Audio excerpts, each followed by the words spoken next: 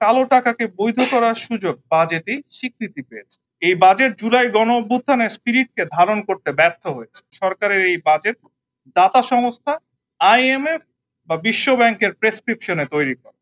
এই বাজেট জুলাই গণঅভ্যুত্থানের স্পিরিটকে ধারণ করতে ব্যর্থ হয়েছে। স্বাস্থ্য খাতে বরাদ্দ দক্ষিণ এশিয়ার মধ্যে সর্বনিম্ন রেখে দেশের দরিদ্র ও প্রান্তিক জনগণকে কার্যত মৃত্যু ঝুঁকির মুখে ঠেলে দেওয়া হয়েছে। এখানে মানব সম্পদ উন্নয়নের প্রয়োজনীয় বিনিয়োগ না থাকায় প্রতিটি 4 জন তরুণের একজন আজ কর্মহীন। অথচ বাজেটে এর জন্য নেই কোনো কার্যকর কৌশল বা উদ্যোগ। কৃষি ও গ্রামীণ উন্নয়ন নিয়ে বাজেটে যতটা কথার ফুলঝুরি, বাস্তব পরিকল্পনায় ততটাই শূন্যতা। আধুনিক কৃষি বা জলবায়ু অভিযোজন নিয়ে নেই কোনো সুসংগঠিত রূপরেখা, নেই কৃষকের দুর্দশা লাঘবে আন্তরিকতার ছাপ। চালের উপর ভর্তুকি দিয়ে ভোজ্য তেল, চিনি ও প্রক্রিয়াজাত খাবারের উপর কর বাড়িয়ে সরকার বাজারের মূল্য সংকেতকে পুরোপুরি বিভ্রান্ত করেছে, যার পরিণতিতে সাধারণ মানুষের নিত্য প্রয়োজনীয় পণ্যের মূল্য আরো বেড়ে যাচ্ছে। কর ব্যবস্থার বৈষম্যমূলক করও একইভাবে দৃষ্টিকটু। 18 কোটি মানুষের দেশে করদাতা মাত্র 20 লাখ, কিন্তু ধনী শ্রেণীর কর মাফ ও ওয়ালটন আবারও মিলিনিয়ার অফারে ওয়ালটন ফ্রিজ কিনে আপনিও হয়ে যেতে পারেন মিলিয়নিয়ার। কালো টাকাকে বৈধ করার সুযোগ বাজেটেই স্বীকৃতি পেয়েছে। একই সময় যখন রপ্তানি হুমকির মুখে, পোশাক শিল্পের কাঁচামালে শুল্ক বাড়িয়ে হাজার হাজার শ্রমিকের কর্মসংস্থান ও দেশের বৈদেশিক আয়ের উৎসকে চরম অনিশ্চয়তায় ফেলে দেওয়া হয়েছে।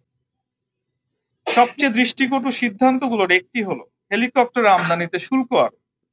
এমন এক সময় যখন মানুষের চাল, ডাল, তেল কিনতেই হিমশিম খেতে হচ্ছে।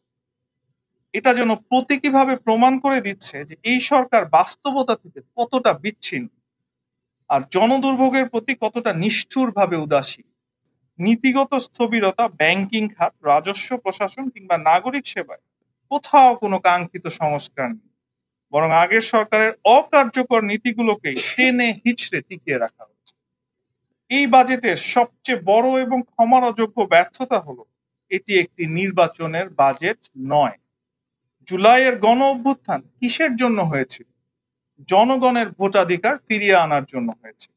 অথচ এই বাজেটে নির্বাচন আয়োজন, নির্বাচন কমিশনের কার্যক্রম, ভোটার সচেতনতা কিংবা নির্বাচনকালীন আর্থিক কাঠামো তৈরির কোনো আভাস পর্যন্ত নাই।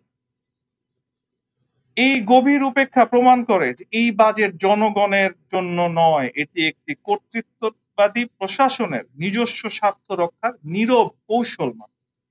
এই ভয়াবহ দুর্বলতাগুলো হয়তো সহজেই এড়ানো যেত যদি সরকার ন্যূনতম রাজনৈতিক প্রজ্ঞা এবং দায়িত্ববোধ দেখিয়ে দেশের অর্থনীতিবিদ, ব্যবসায়ী, শ্রমিক প্রতিনিধি, নাগরিক সমাজ এবং রাজনৈতিক শক্তিগুলোর সাথে একবারও খোলামেলা আলোচনা করত।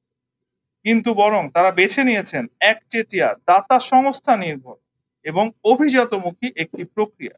এই আত্মমগ্নতা এবং জনস্বার্থে অমনোযোগিতার জন্য আমরা তীব্র নিন্দা জানাচ্ছি। যেখানে বাজেট হবে গরিবের মুখের আহার নিশ্চিত করার একটা রোডম্যাপ, কিন্তু দুঃখের সাথে বলছি প্রস্তাবিত বাজেট সেই স্বপ্নকে পদদলিত করেছে। এই বাজেট আসলে একটি প্রতারণাপূর্ণ দলিল, যেখানে গরিবের পাতে ভাত না বাড়িয়ে ধনীকে দেয়া হয়েছে কর ছাড়, যেখানে শ্রমিকের হাতে কাজ না ফিরিয়ে বড় প্রকল্পে বরাদ্দ দিয়ে কয়েকজন ঠিকাদারকে বাঁচানোর চেষ্টা করা হচ্ছে, যেখানে কৃষকের পাশে দাঁড়ানোর কথা ছিল সেখানে তাকে ঋণ, সেচ ও ন্যায্য মূল্য সবকিছু থেকে বঞ্চিত করা হচ্ছে।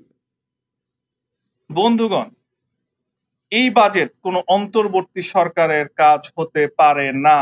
এটি যেন আগের শাসকের পুরনো খাতা থেকে কপি করা এক বানোয়াট দলিল। এমন বাজেট দেশের মানুষ প্রত্যাখ্যান করেছে রাস্তার মিছিলে, বাজারে হতাশ গৃহবধূর মুখে, কারখানায় বেকার শ্রমিকের চোখে, বিশ্ববিদ্যালয়ে হতাশ তরুণের কণ্ঠে।